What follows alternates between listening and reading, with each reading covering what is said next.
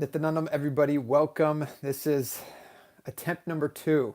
If you get here and you can hear me right away, I would appreciate if you gave me some feedback that you can hear my audio. I apologize for the audio not just working just now.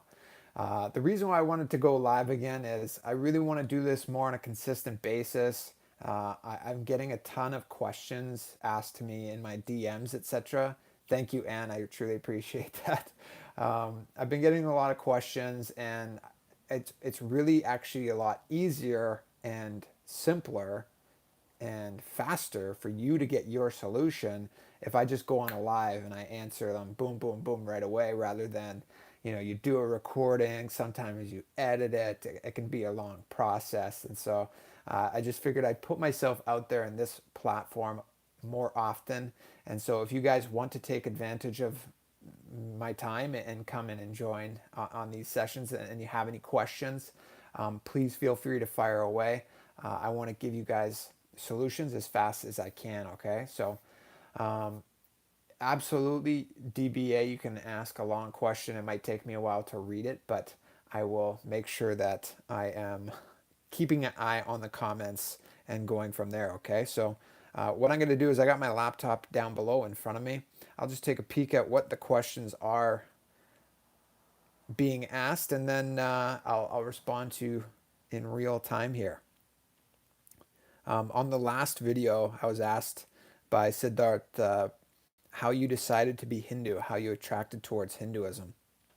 And it really wasn't a choice. Hinduism came to me. I didn't even know what Hinduism really was. Uh, Funny, growing up, there's a lot of East Indians where I'm from. We call them East Indians, people that are just from India. And there was Sikhism is quite big in Vancouver, British Columbia.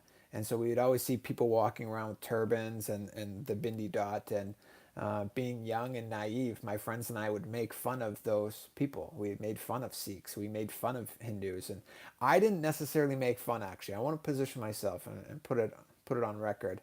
I rarely, because I always felt love for other people, even though I didn't really know who they were.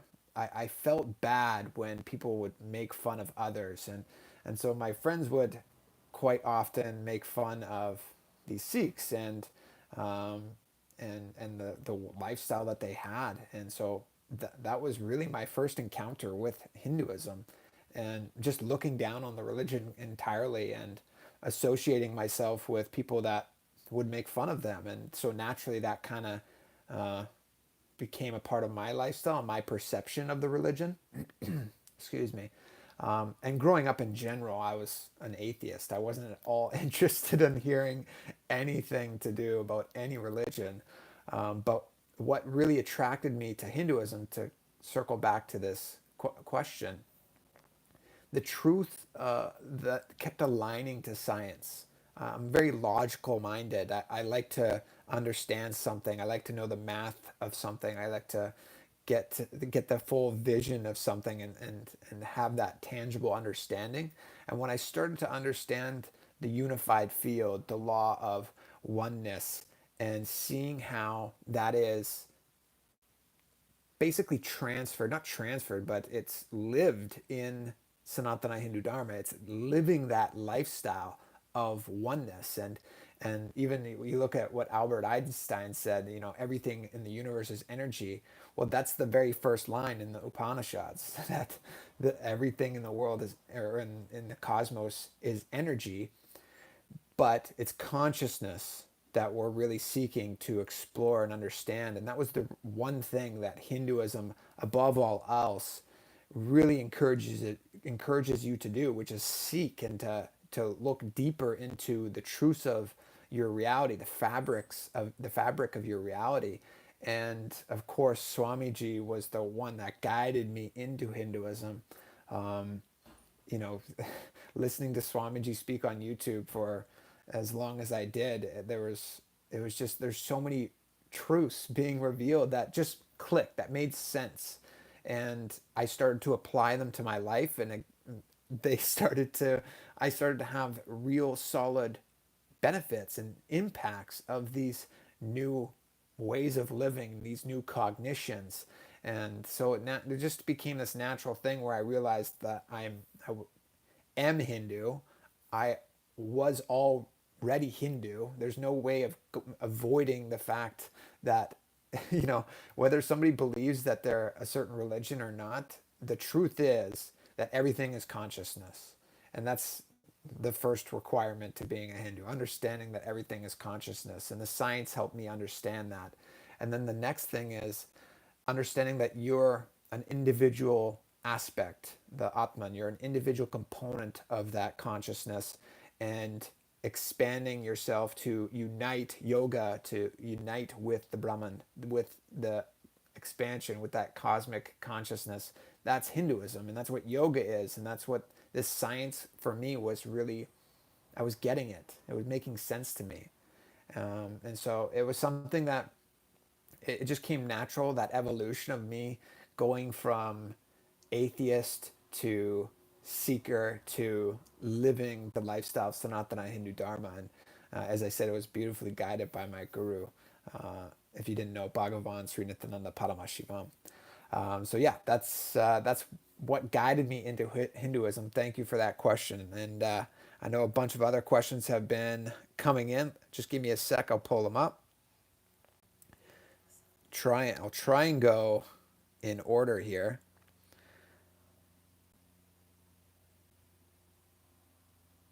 Yes, Viresh, blessings.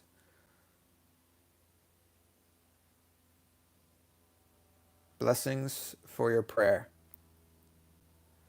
Can everyone access the Akashic records? Yes, everybody can access the Akashic records once they're initiated into that power. Um, some people are born with this gift, yes. However, very, very few are. And those that are most authentic is are the ones that are initiated by an enlightened being into this power. It's a power to see into the Akashic records. But ultimately, we're all given the natural intelligence to manifest that power, to manifest that state. And Swamiji's initiated a lot of people into doing that, including the Bala Sons, which you may already know as well, that they are doing that.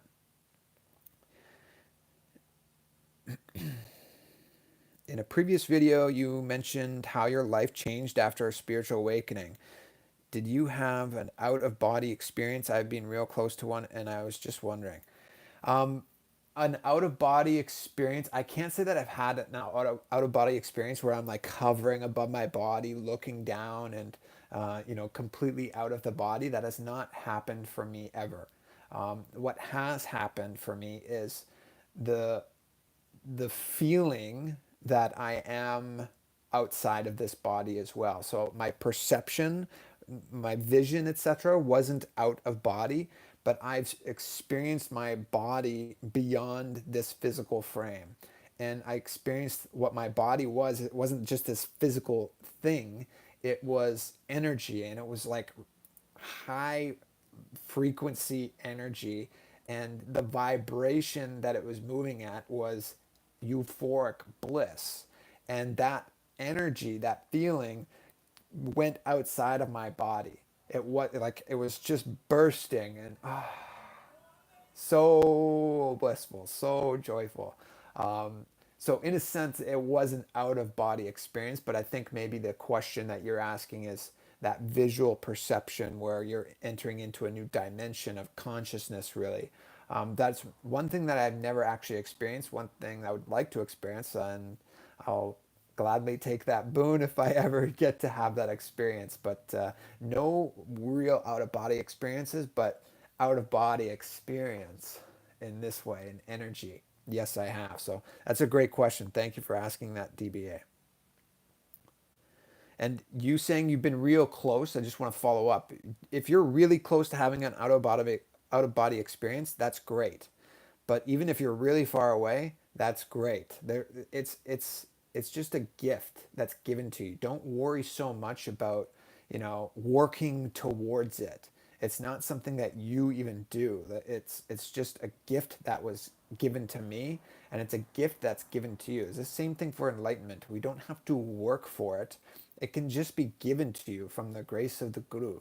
And this is what happened with me with various different experiences. I didn't earn anything. I didn't deserve anything. If you knew my past life, I was completely somebody that wouldn't be deserving of such divine experiences. But so I just really want to emphasize, if you're close to having an out of body experience, that's amazing, but don't feel like you have to work for it and be doing so much just to achieve this experience. It will happen when the time is right. The analogy that the flower, you can't force it to blossom. It will blossom. Just let the sun's rays fall on it, and in due time it will blossom when it is ready and when it's perfect. Does Hinduism say anything about nocturnal humans? Not that I'm aware of. Um, there's a lot of scriptural reference that speaks on going to bed before the sun, or sorry, going to bed when the sun falls and rising before the sun rises. So, in that sense, not necessarily nocturnal, um, but that is something that can be explored. And Hinduism encourages you to seek certain dimensions of yourself, um, as long as there's that balance there as well, where you're not destroying your body, you're not destroying uh, your mind by pushing and trying to experience something, and again force that flower to open up. But so as far as being nocturnal, I haven't seen any scriptural references for that. I haven't heard Swamiji talk about uh, being nocturnal in Hinduism. We're very strict as far as awakening before the sun rises and getting into our spiritual routine before sun rises. And then again, there's a lot of scriptural references that say that you should get some sleep. It says you shouldn't oversleep, but you should get definitely some sleep, moderate sleep. So as far as nocturnal, that's what I can answer for that. How to find balance in everyday life. It would really depend on what you're wanting to manifest. So if you're trying to find balance, what is it that you're wanting to balance exactly? If it's your spiritual path, or if it's your work life, your work spiritual journey, balance is best understood from the space of oneness. So Advaita. If you're in the space of oneness, that basically means that anything that comes in front of you, that displays itself in front of you, you're in the space of oneness. It's irrelevant what the physical Maya is showing you. If you're connected to oneness, you're connected in the space of Advaita, balance is naturally going to happen. So, as a general rule of thumb, to find more balance in your life, just always come back to that space of oneness, which for Nithyananda disciples, it happens through the feeling connection of our Guru, and the Mahavakya, which is Om Nityananda Paramashivoham. And that will help bring you back to that space of oneness with Paramashiva, and bring balance to all the other things that you're facing throughout your day. Now, of course, this can be a challenge as you go throughout your day. I'm not perfect. Nobody is really on the spiritual path. But when you catch yourself that you're so invested in something and the outcome of something, or something that's going to be happening in the future, and you're kind of getting rocked all over the place, what's going to ground you is holding on to Paramashiva, to that space of oneness, the feeling connection with the master. And this is one thing that I love about Shivastamba Yoga. Shivastamba Yoga, the pole yoga on the 9 foot tall pole. You can almost imagine the pole as, not imagine, but it is Paramashiva. But as you're moving on the pole and swinging yourself around, and you're so close to getting thrown off this pole or to lose your balance, it's the same thing in our lives. We get pushed to our limits by people. We get forced into situations that are uncomfortable to us. We get into scenarios where we need to find balance. And just like when we're on the pole, you're swinging yourself around, and you need to just hold on to Paramashiva. You just need to hold on to that oneness, that feeling connection with the divine, the pole representing the divine. Same thing when you transfer that into your day-to-day life. It's as if you're swinging around the pole, and you have to be so connected to the pole. You have to be so connected to the divine. And so balance is a natural happening the more and more you become connected to the divine. And that's really when we start to express various different dimensions of ourselves, including manifesting powers. So I hope that helps you out, Pietro. So thank you for asking that. Arindam, blindfolding is fake. Sure thing, bud. Okay, whatever you say. Does Hinduism say anything about nocturnal humans? Oh, I skipped one. Okay. Anne, I've been drinking store-bought juices and smoothies on Nirahara. Is it important that these be fresh while on Nirahara? Yeah, I mean, as per Ayurveda, the food that we eat, you should actually only consume it after cooking. You're not even supposed to store food. So ideally, the best juices are the ones that are made fresh and consumed fresh. Now, am I saying I'm doing that? No, right now I actually have, there's these green smoothies that I get that are pre-made, and I have one of those probably every 3, 4 days or so. And then I also have other pre-made juices sometimes as well. But ideally, in a proper Ayurvedic diet, you're consuming all of your foods and liquids as well immediately after cooking it, and it's not stored at all. Of course, modern science kind of understands this as well. That's how free radicals start to build up the longer a food is sitting out, whether it's refrigerated or not. The process is just slowed down if it's in the fridge. Now, again, as far as what you're doing exactly with your liquid diet, you just want to be really careful with those liquids that are store bought, all of the additives in there. I would really I know I try and avoid using these types of pre-made drinks, which is why I only have one every 3, 4 days or so. And so I would really lean into soups. That's what I've been doing. More soups. I can make them. I know they're completely organic. I know all of the ingredients. I get to add my own spices, and it really also this kind of brings you down the avenue of what's your dosha. Depending on what dosha your body is, you're going to either be having more of a spicy diet, or you might be needing to consume more sweets. For me, I should be avoiding sweets, and I should be consuming more spices, which is one reason why I'm leaning less, leaning away from juices and more into soups as well. So I hope that helps out. Anne, do you know Master of Earth, Lenart? Yes, Master of Earth is Bhagavan Sri Nithyananda Paramashivam. He is Paramashiva in the body. He is the master of the earth. This is my reality. This is my experience. It may not be your experience at the moment, but my experience is that Bhagavan is the master of earth, and he shows himself in my life on a daily basis with tremendous auspiciousness. So that is the master of my earth. Bavalo. I hope I'm pronouncing that right, but you're welcome. Thank you. If you're watching my content on a regular basis, I should start off with that. I should have started the video off with like, thank you so much. If I'm impacting your life in some way, in a positive way somehow, that's all that I could ever ask for. I am truly just wanting to provide as much value as I can. So thank you all. One, for being here right now in this moment, asking questions, hanging out, and then two, just watching the content and being a part of the channel and contributing and being involved in the community. So thank you very much from the bottom of my heart. Oh, Lennart was asking about the Master of Earth YouTube channel. Okay. The YouTube channel, talking about the subconscious mind and living a pranic lifestyle. I love it. I don't know the channel, but I'm all about living a life aligned to prana. I mean, I'm doing this 108-day fast for a reason. It's not that I want to live on liquids. My vision is living off prana, and not only living it, but being able to have a well-built body. You always see these individuals that are breatharian because breatharianness,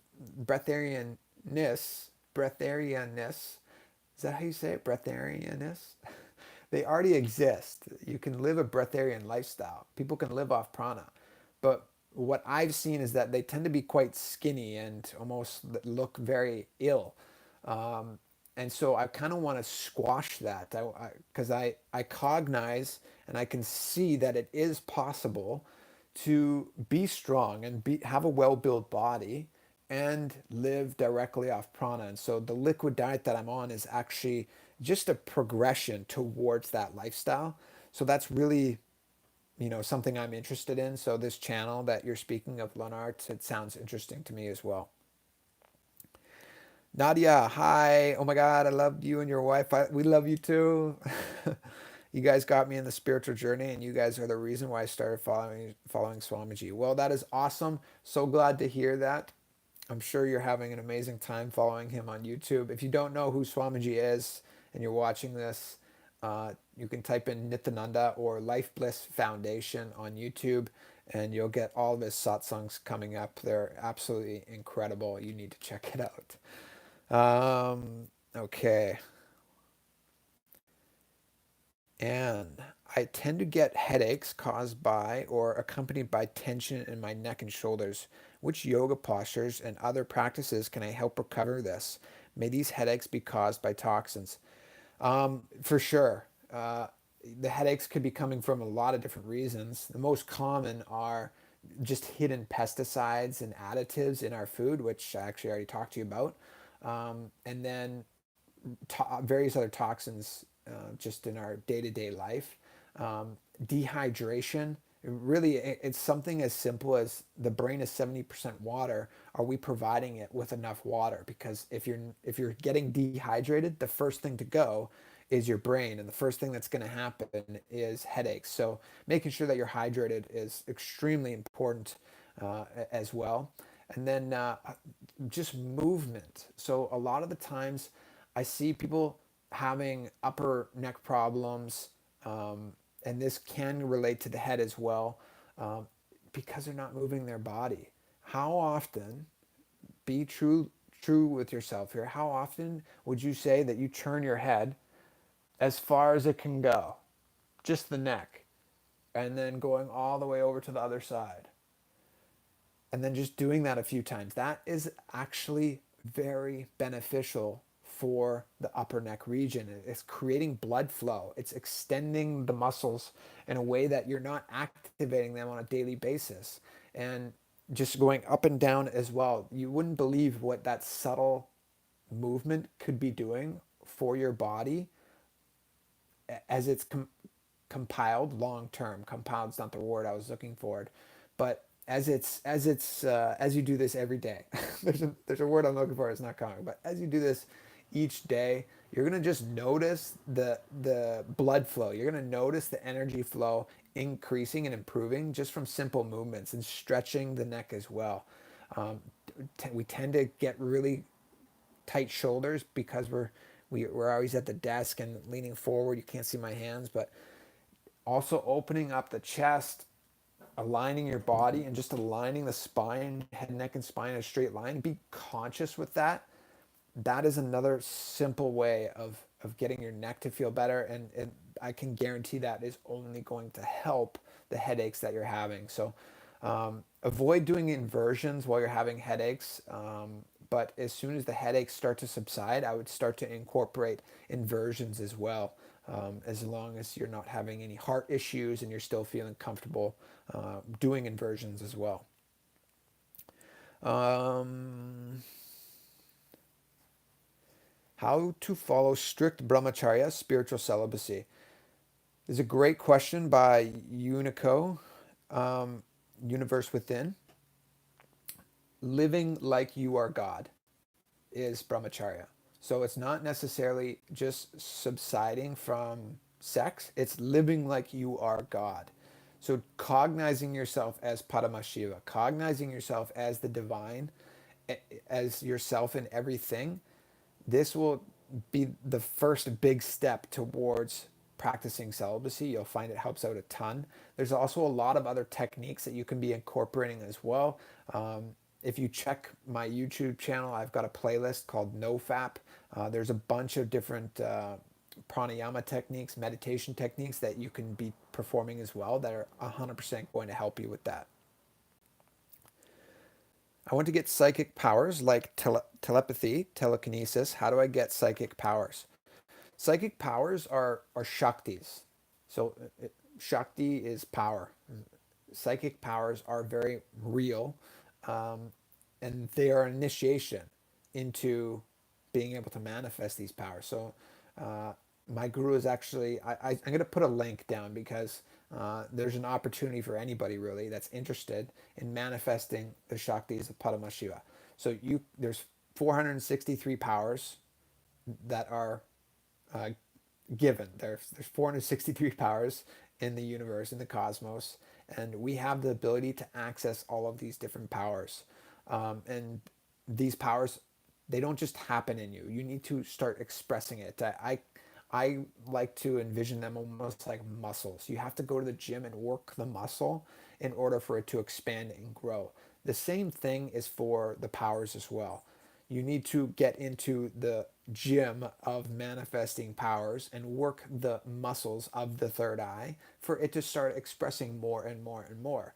And unlike the gym, though, they can happen immediately with an initiation, and it can just be expressed right away. So all powers ultimately they don't need the gym as well. So I'm kind of contradicting myself, but you need to put yourself in the space to at least start expressing and trying to express that power. And that all happens from just bringing yourself back again and again and again to the space of Paramashivatva. I am Paramashiva. And the Mahavakya is the way to do that for us, which is Om Nithyananda Paramashivoham. And like I said, I'll put a link in the description below how you can join these manifesting power sessions where they practice various different powers, including the ones that you're speaking of.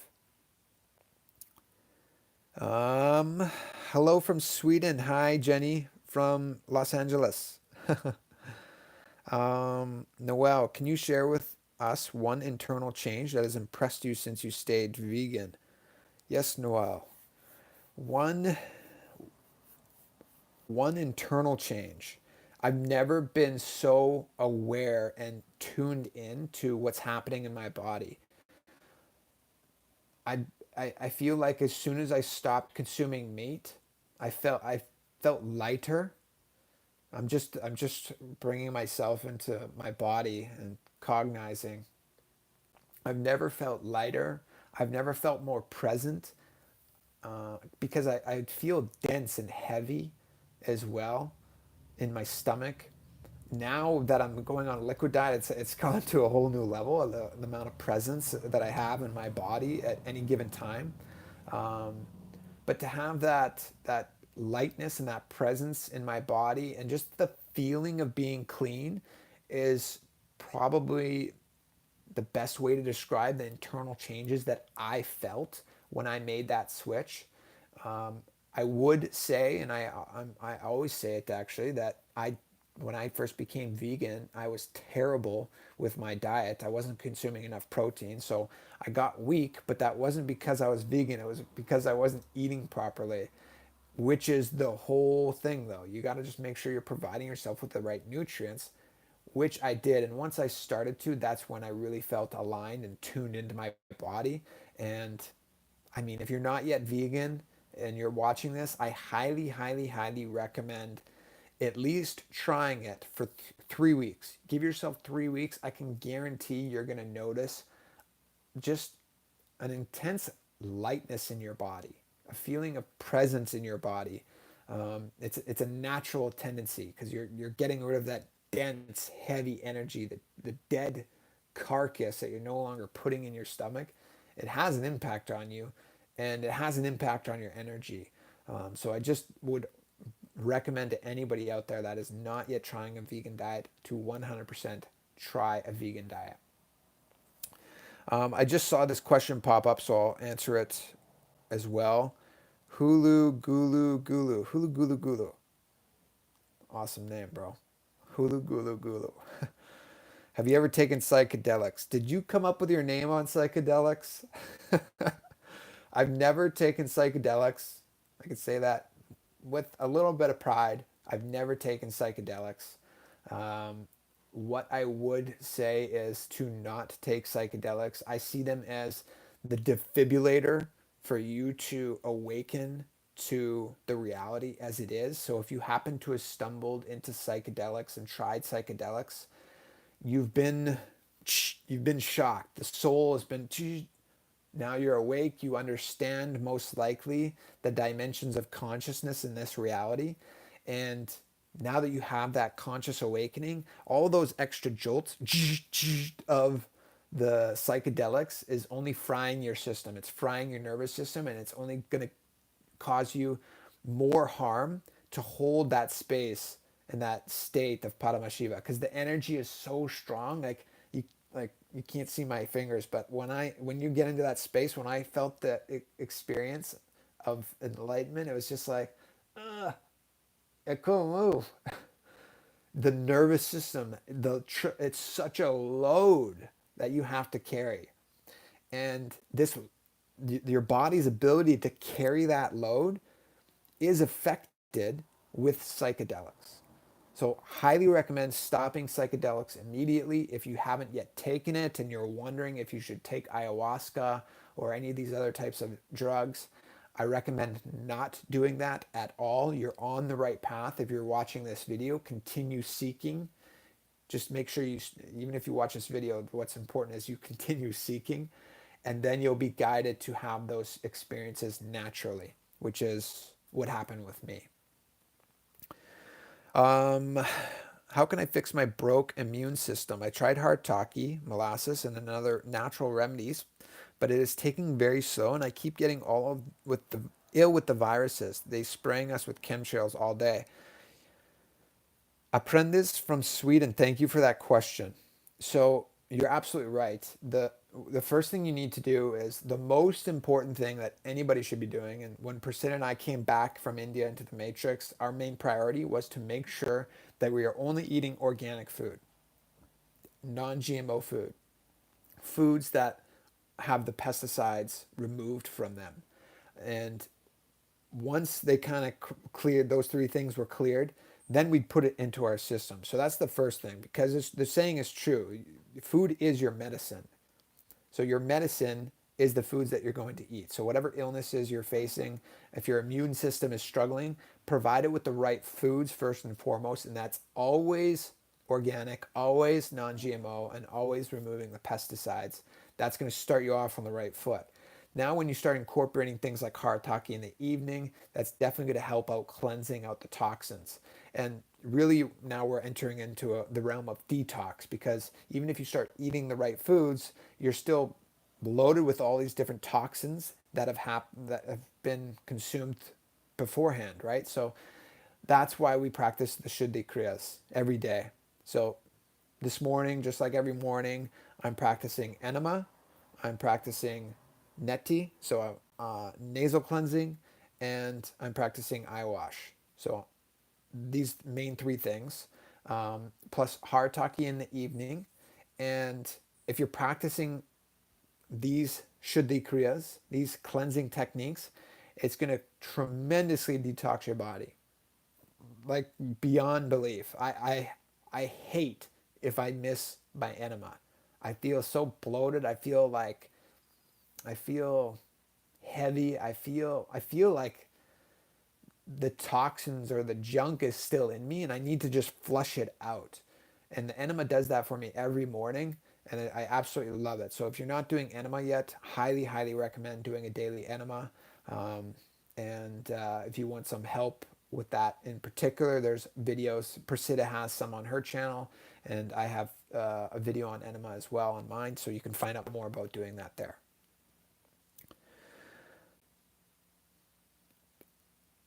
And thank you so much for putting your life and time into this interaction. One more question on Nirhar. What do you think about coffee while doing this? Nithyanandam from Norway. Nithyanandam to Norway. And I didn't know you were from Norway. That's awesome. Um, I drink coffee. and they drink coffee in the Adinam as well. And I think there's two reasons why Swamiji is supportive of coffee. And the first is that it it's a natural diuretic, so it actually helps cleanse and all the toxins that are maybe stuck in you. It helps flush that out. And then two is it keeps you in that space of activism. So if you're wanting to be active, to be intensely involved in life, that is awesome. That should be only encouraged. And if you feel coffee helps you do that, to a point where it's not harming you, because sometimes you get just the jitters, and at that point coffee's not serving you. But if you're consuming coffee to the point where it's helping you stay active and involved and enriching life around you, then I think that's why Swamiji is supportive of those that want to consume coffee. He doesn't tell you to never consume coffee, and he doesn't tell you to always drink coffee. It's really one of those things where if you feel that it helps you to stay active and involved in life, then it's something that you should be doing. That's a good question. Thank you, Anne. Lenart, can you give me advice if you can recommend practices from the channel Master of Earth? It is related to use every area. It is related to use every area of your body as subconscious and live through movements as flushing out your gut. Okay, I need to get a little bit more clarity on what you're asking there. What I'll do is I'll check out the channel and maybe I'll respond based off of what I see there. Um, but as far as subconscious mind goes, there is a natural intelligence that governs the body that we can call subconscious mind. But just again and again, bringing more consciousness into your body is almost like a way of removing subconscious mind and infusing more consciousness, conscious awareness into your life. And this is what yoga is about. Every morning when you're practicing yoga, specifically during Brahma Muhurta, that's a time to download more presence, more awareness, becoming more in tune with your body and the happenings that's going on within it. Each movement of the body, each movement of the muscle, the stretching, for me, the cracking of the joints as I'm moving my body, it brings me more present and brings me more in tune with my body. And I feel like that's pushing the subconscious mind further and further away because I'm shedding my light, I'm shedding my awareness on my body in a way that just sitting and contemplating can't. Um, I can't stress enough the importance of building your body and moving your body with the intention of expressing divine powers, of expressing Paramashiva.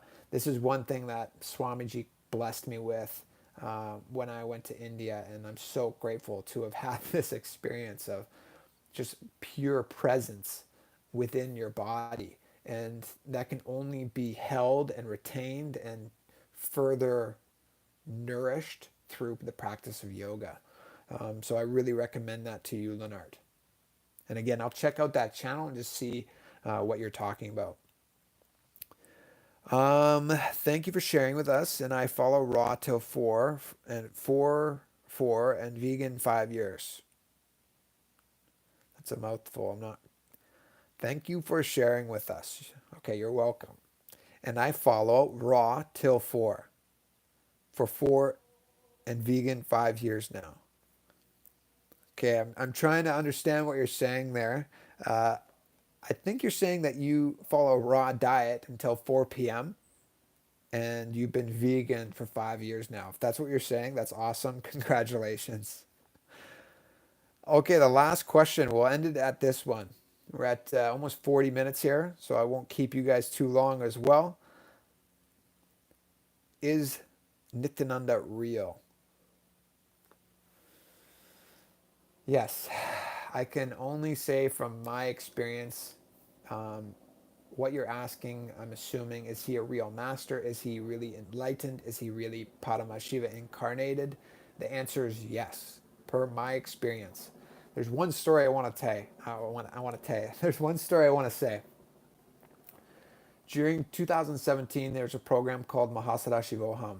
And during this time, I was on Swamiji's personal team. I was one of his, almost not his bodyguard, but like that. I was in his inner circle. When he went outside of his room or outside of his courtyard, I was there. I was always with him, no matter where he went. And during that time, we had a program. He conducted a program called Mahasada Shivoham. And during every one of his programs, he gives darshan, in-person darshan. And so that's when people walk up to the stage and they approach him and he gives them energy darshan, uh, either touches his thumb on their forehead, hugs them. Um, it's different for everybody.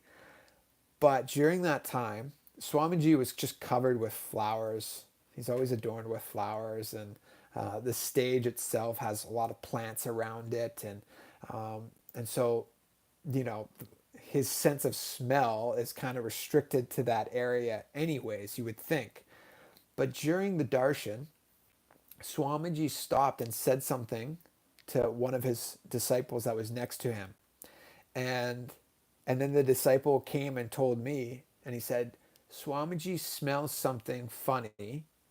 Look around. There's like garbage somewhere or something.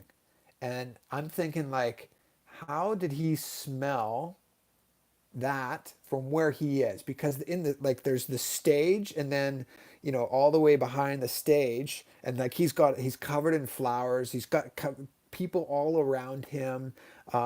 Like I said, there's plants around him. So like, to smell something that is all the way back here behind the stage was kind of like funny. And so sure enough, I start looking around and with a few of the other disciples, and I found there was an area backstage where beneath the stage and close to the back of the actual building, okay, beneath the stage and close to the back of the building, there was throw up there. Somebody had thrown up beneath the stage and to the back of the building. If you know anything about India, like, it's free game. Like, Indians will pee anywhere, and you know, it's kind of funny. But in the ashram, it's a little bit different. But when workers come, I guess one of them went down beneath the stage and went to the back of the building and either threw up, or it looked like throw up. It smelled like throw up. It smelled terrible. But what was like unbelievable is that, how did Swamiji smell this at least 30 feet away in an entirely different one level up, in his own stage, draped in flowers that are very potent. They have a nice beautiful smell, people all around him, and yet he smells this substance at least 30 feet away. It was incredible. So long story short, this is one happening where Swamiji, you know, he's expressing the power of just being able to smell anything in his breathing space. It was, I didn't get it. It didn't make sense. And for me, that's just one thing that shows, okay, he's real. You know, he has real yogic abilities, and you know, I have hundreds of stories that I could say. You know, these types of experiences have happened. You read about these types of yogic powers, and I've seen Swamiji express them with my own two eyes, my own experience. And you know, that's one way of wrapping it up. Is Nityananda real? The answer is yes. The powers are real. What he's doing is real. His initiations are real. His enlightenment is real. His paramashivatva is real. And if you're following him or you're not following him, you're the most blessed individual on the planet if you are. So I hope that answers your question. Is Nityananda real? Is he a real master? Yes. So I went, that was a long story. Sorry about that. 12:50, 44 minutes. Okay, last question this time. Last question this time. Oh man, there's so many good questions here. So many good questions. I want to answer all of these. Okay, I'm going to go live again Sunday. Sunday, I'm going to go live again because there's a ton of questions here that I still want to answer. So thank you for tuning in. If you watch this one, I'll end it with this last question. Do you believe in Jesus' second coming? Yes, he's come, he's embodied. Jesus was a yogi. He experienced the ultimate state of consciousness. So the second coming, I think, in Christian terms, is Jesus coming through your own heart. But ultimately, we don't need to look for Jesus anywhere because there's already somebody more powerful than Jesus here. I don't see anywhere in the Bible. I don't see anywhere in the Bible where Jesus was awakening third eyes of hundreds, thousands of individuals. I don't see anywhere in the Bible him awakening the Kundalini of thousands of individuals. I don't see him empowering individuals in the way that Bhagavan has. So, in that sense, I mean nothing but respect to Christians and their practice. But that being said, in my opinion, my humble opinion, and my humble experience, the presence that he is has already landed and then some. Like you can't compare. It's like comparing, one hamburger shop. I shouldn't say that. That's just a terrible analogy. There's no comparison. We don't need to worry about him coming because there's already a being on the planet that's much more powerful that is here. With that, I will close out this session. Thank you so much, everybody, for tuning in. I hope you guys enjoyed this. Again, I'm gonna go live on Sunday. I'm thinking 1 p.m. Pacific Standard Time. 1 p.m. Pacific Standard Time, I will be live. So if you have more questions that I didn't get to, then I'll answer them there. So hope you guys have an awesome weekend. Thank you very much for being here, and I'm going to close with the Puna Mantra. Om